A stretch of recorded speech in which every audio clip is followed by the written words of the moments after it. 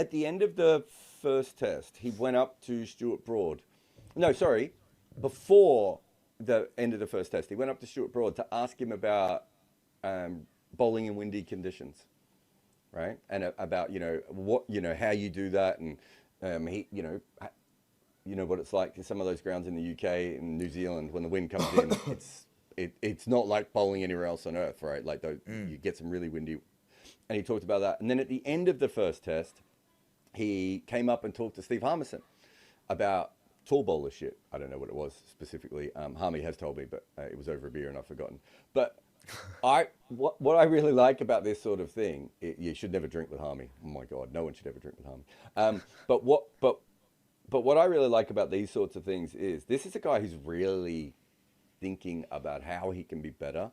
I think sometimes we see a bowler like him who has natural gifts and everything. And, I remember I talked to Varun Aaron about this as well, because that stereotype happens a lot. And then you meet these guys and you're like, actually, they're really clever, right? They're not what we see them as. They're not these one-dimensional players that we see them as.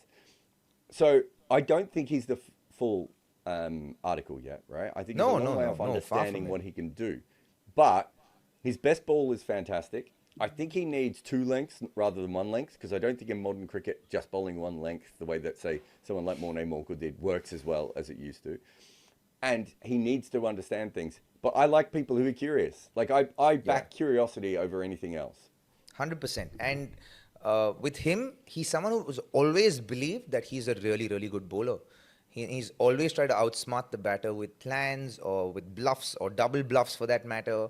And sometimes I felt like he's one of those guys, again, who I thought is too clever for his own good, because he kind of like he outdoes himself in the process of trying to outdo the batter. What we're saying, Robbie, is some bowlers are too smart. We need dumber bowlers in the modern game. No, we don't need too many. We all heard that, everyone. Aggregators. Horrible. Robbie says we need dumber bowlers.